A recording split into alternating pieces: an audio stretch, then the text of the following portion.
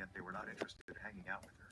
I knew that my friends only hung out with Gigi since I was forced by my parents to take her with me, but now that I was not there, they had no reason to hang out with her. I didn't blame them since Gigi never stopped being mean with her comments towards them, so I respected their decisions whatsoever. Yet Gigi would keep asking people in the group to hang out with her. I also heard from some of them that Gigi would try to call them directly to see if they wanted to hang out with her, but they would either make up some excuses or ignore her calls. Meanwhile, Gigi and I hardly talked. She and I had always been forced to be together, and I suspect she didn't like me as much as I didn't enjoy her company either, so now that I was away from home, we hardly ever messaged each other. My parents would sometimes call to give me updates about her life and tell me how I should try to visit them soon and spend time with Gigi, but I paid no heed to them. During my final year of college, I had gone back home since we were all having a school reunion. I was quite excited to see my old friends again and hang out with everyone. When Gigi learned about this, she insisted that she wanted to join me as well since she wanted to hang out with my friends, but this time I sternly told her that these were my friends who I had spent my school days with and she had no right to intrude in this event. My parents tried to argue with me, but I quickly shut them down. I informed them that Gigi needed to have her own friends and her own life without forcing me to take her everywhere since we were not kids anymore. I thought this would be the end of this matter. During the reunion, I found myself immersed in a wave of nostalgia and laughter as we all shared stories and caught up with each other. We reminisced about our school pranks and inside jokes. I was having such a good time with everyone. As my friends and I sat down for lunch during the reunion, out of nowhere, Gigi walked into the restaurant uninvited. I was shocked and frustrated to see her, as I had clearly told her to stop interfering in my life, but here she was. Gigi approached our table, and before I could say anything, she loudly declared, "Oh, I missed you guys." The awkward silence that followed was palpable. Everyone looked confused between me and her since they didn't expect her to show up. Gigi, oblivious to the discomfort, pulled up a chair and started talking about how long it had been since she had seen everyone. I was pissed seeing the nerve my sister had to talk to my friends right in front of me at an event where she was not even invited. My friends, trying to be polite, made small talk with her. I could see from everybody's faces how uncomfortable they all felt, and we could not talk freely. After we had lunch, I took Gigi aside and asked her to go back home, but she dismissed, saying that this wasn't a big deal and that I should get over myself because these were her friends also. She was starting to get on my nerves with her nonchalant attitude, and I was slowly seeing red, so I decided to teach her a lesson. I took her back to my friends and decided to address the situation publicly to them in order to get their opinions, so once and for all, Gigi understood how embarrassing her behavior was. I asked them if anybody felt it appropriate that little sister had come uninvited to our reunion. To my relief, some of my friends echoed my sentiments and told Gigi that they did feel uncomfortable with her since they were not close to her. My school best friend, then trying to smooth the matter, told Gigi that they could hang out with her some other day, but for today, they would like it if it was just the old classmates hanging out. Gigi looked embarrassed hearing their reactions, and I couldn't help but feel satisfied watching her learn a valuable lesson about boundaries. She shot me an angry glance, clearly blaming me for this fiasco, and somberly walked out. That night, after I returned home from the after party of my reunion, my parents confronted me about what happened and told me how I embarrassed Gigi in front of everyone by kicking her out. I explained to them how no one wanted her there and she had barged into our reunion uninvited, so she needed to apologize to me, but my parents started insisting that she is my sister and I need to be more understanding. My mother told me how Gigi always finds it difficult to make friends and no one wants to hang out with her, so she was excited to meet my friends knowing that they had always been sweet to her. I retorted back how I had been understanding about Gigi for years, but these people were only nice to her because I was their friend and they clearly didn't want to be around her otherwise. Gigi, who had perhaps been hearing our argument, barged into the room saying how everyone liked her and it was me who was trying to take her friends away from her. I started laughing hearing this and told her that if that was the case, then why didn't a single friend of mine hang out with her for all these years whenever she would message in our group chat or even call them? Gigi looked at me hurt and started justifying how everyone was just busy and it didn't mean anything, but I retorted back that everyone was just busy hanging out with her because they were not her friends. I know this might have been a mean thing to say, but I wanted Gigi to know the truth. My dad started saying how I was being selfish and I should apologize to Gigi for what I said, but I remained steadfast that it was Gigi who had crossed a boundary by barging into our reunion when no one wanted her there, and it was time she needed to face the consequences of her own actions. This was the last straw that broke my and Gigi's relationship completely. Since then, we never spoke to each other, nor did we even try to be nice to each other whenever we met over the holidays. Years later, when I was getting married, my parents forced me to invite her, saying how bad Gigi would feel about not getting invited and that they didn't want the rest of the family to know that there was any bad blood between us. I reluctantly invited her as a guest and my parents wanted me to make her my bridesmaid, but I put my foot down and threatened that I would uninvite her if they kept pushing me. Fortunately, I have a loving and supporting partner like my husband, Kyle, who understood the dynamics of the relationship between me and my sister and never questioned why I didn't want to involve her more in our wedding. Over the years, I have been polite to Gigi but never bonded with her beyond that. Now, coming on to the incident at hand, Gigi just married a week ago. Her husband, Rick, is 15 years older than her, whom she met while working at a restaurant. Gigi could never hold on to a job for very long and had always talked to my parents about getting married, so Rick was her knight in shining armor. She was ecstatic about finally settling down. When she sent out her marriage invitations, I found out from my cousins and parents. It was not surprising that I didn't receive any. I honestly didn't care since she and I didn't have a good relationship anyway. However, to my surprise, Gigi sent out a virtual invitation to all my friends on the very same Facebook group where I had added her years ago. I had kind of forgotten about the group since no one uses Facebook anymore and was kind of taken aback that she would invite my friends to her wedding when none of them even spoke to her. Some of these friends did reach out to me to ask if I would be attending as well, and I told them how Gigi never invited me, which shocked them that she would invite them. I told them that I didn't really mind if they chose to attend since I had no relationship with her whatsoever. I guess this news must have spread like wildfire among my friends because a bunch of them messaged me saying how rude it was for my sister to invite them, as they were almost strangers to her now, but not invite me when I used to take care of her and look out for her while we were growing up. I tried to make it clear that I was okay with her decision to not invite me, but because Gigi had publicly invited every one of my friends in the group and not me, it seemed to my friends like she had deliberately chosen to exclude me. I did have a talk with my parents regarding this, and I reminded them how they had forced me to invite her to my wedding in the name of a family, but my mother started justifying how this was Gigi's decision on the guest list and they didn't have a say in this. Feeling betrayed, I told them how she had invited all my friends, which had led everyone to question why she would deliberately single me out, but my parents, as usual, stuck by her side and told me that those were her friends also and Gigi would love it if they attended her wedding. I saw that there was no point in talking to my family, so I didn't bring up this conversation again. Last week, on the day my sister got married, I spent the day with my husband and my son. Kyle knew that I was a bit upset, so he took us out to the beach and we had a good time. I switched off my phone since I was spending time with my loved ones.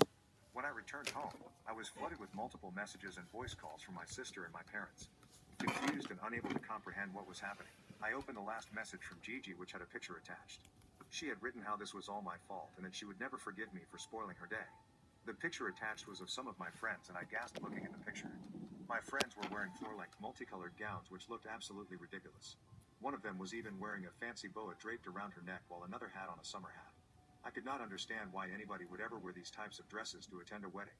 It definitely looked less like a wedding and more like a fancy dress competition, and I couldn't help but chuckle at how ridiculous they all looked. My sister then called me, clearly trying to reach me throughout the day, and when I picked up, she started screaming at how selfish I was for ruining her wedding. I tried to calm her down, saying that I had no idea why my friends would dress up like that, and she kept blaming me, saying that I was just jealous of her and knowingly had asked them to dress up like that, which had turned her wedding into a laughing show. I kind of felt bad for her, but I just couldn't understand why she would blame me even though I had nothing to do with this. My parents have also messaged me saying how disappointed they are with me and I should have stopped my friends from dressing up like that, which is absolutely preposterous. I don't know if I should clarify the matter or let them keep blaming me. I have started to think my friends might have turned up like that since they all knew that my sister didn't invite me, and I kind of feel like this is a bit of my fault. I feel like I should have clarified the matter better to them. Ida, for my friends turning my sister's wedding into a fancy dress competition. Update 1. I talked to Kyle and we both felt that I should clear the matter with my family, but first I needed to reach out to my friends for an explanation. By now, images from Gigi's wedding have flooded social media and a lot of people have found out about this incident. I gathered my friends through a video call and asked them about their choice of dressing. To my surprise, my friends straight up revealed that they had decided to dress up as a way of subtly protesting against Gigi's habit of inserting herself into situations. Without a specific dress code mentioned in the invitation, they took the opportunity to make a statement. They confessed that, over the years, they grew tired of Gigi's persistent attempts to be part of our group, and she would sometimes even badmouth me behind my back, which they clearly didn't like. Despite understanding that I was often compelled by my parents to include Gigi, they held on to the hope that she would eventually realize their boundaries, but she never did. Gigi's intruding into our reunion reminded them of how annoying she had always been. When they discovered that Gigi had deliberately excluded me from the wedding invitation, they decided it was the perfect moment to teach her a lesson. It became evident that my friends saw through Gigi's actions and had always regarded her as more of a nuisance than a genuine friend. Their unconventional fancy dresses to her wedding were their way of expressing their frustration and delivering a subtle message to Gigi that they were not her friends. When I shared the details of Gigi blaming me for the wedding fiasco, my friends were genuinely apologetic. They immediately offered to send her a group text, affirming that the idea was entirely their own, absolving me of any involvement. Grateful for their support, I assured them that I didn't hold them responsible for the unexpected turn of events at Gigi's wedding. While their choice of attire might have seemed unconventional, I understood the frustration that fueled their actions. I told them that my primary concern was ensuring that Gigi and my parents grasped the message they were trying to convey about respecting boundaries and that I shouldn't be blamed for this. Since our talk, my friends have sent an apology to Gigi in our Facebook group telling her how it was their idea to dress up that way and I had no idea about all this. I know Gigi has seen that message because instead of replying back to them, she called me and started going off about how I'm just trying to escape responsibility and clearly I was manipulating my friends.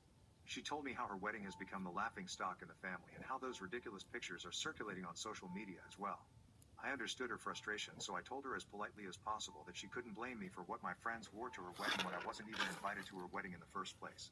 I told her that even though my friends have outright admitted that I wasn't involved in their planning and she still chose to not believe me, then I couldn't do much about it. I reiterated that I had no intention of sabotaging her wedding day and that my friends were merely expressing their frustration with her intrusive behavior over the years. Despite my explanation, it became evident that Gigi was unwilling to accept any explanation that didn't align with her beliefs, so I quickly wrapped up the phone call. My husband believes that my parents can help sort this out, but I don't think they will be able to until Gigi believes the truth. I don't know if they will be of any help, but I will talk to them this coming weekend and see if they can straighten this out. Update 2. Hi everyone. It's been a week since my last update. As expected by everyone, talking to my parents didn't really help the situation in any way. It worsened the situation even more if possible. As I explained the situation, I was met with unexpected blame. They argued that I should have controlled my friends, implying that the unconventional attire was somehow my responsibility. My attempt to clarify that I had no knowledge of my friend's plan fell on deaf ears. My parents, as usual, sided with Gigi, expressing disappointment and suggesting that I should have warned Gigi about my friends. I looked at them confused and told them how I wasn't even part of their discussions and they had done all this without my knowledge, but my parents, like Gigi, refused to believe that.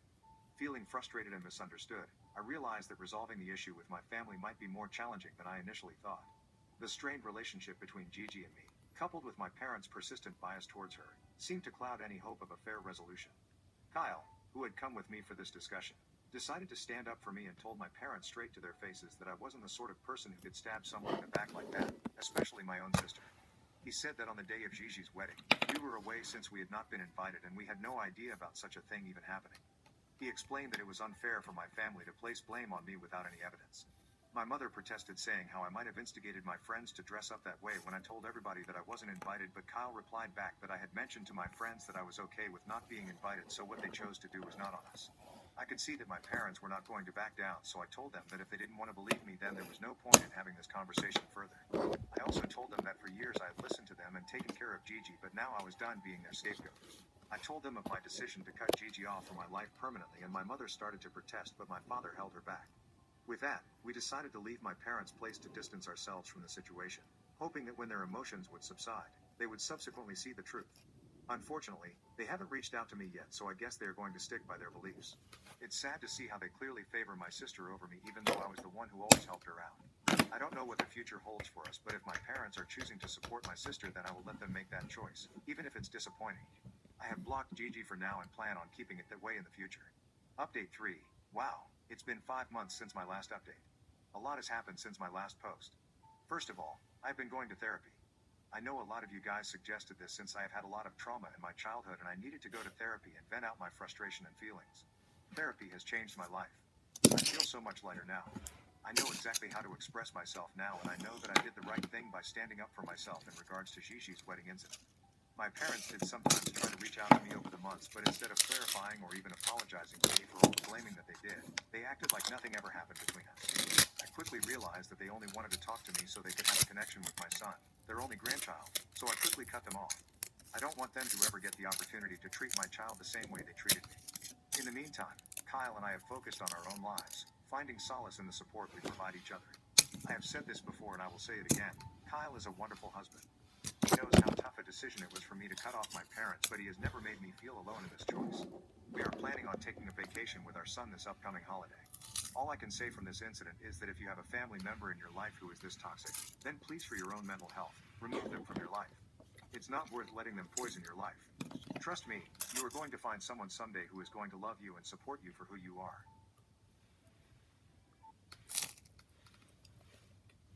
My sister enables her kids' criminal behavior. Now they're ruining the neighborhood and I called the cops. When I came home from work, I noticed my shed door was open and the padlock that I used to keep it shut was broken. And I had a lot of bags full of soda cans in there. I tend to drink a lot of soda, so I built up a lot of cans. And I was going to cash them in at the bottle drop soon. There was more than just my cans missing from the shed too.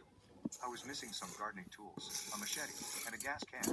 I went to check my security cameras and early in the morning right after I left for work I saw my 3 nephews break into my shed using a hammer to smash the lock, and taking the cans, as well as the other stuff. I called my sister and she and her husband denied their kids did it. Till I showed up at their house with the footage from my cameras. They were furious with their kids for robbing me and skipping school to do it.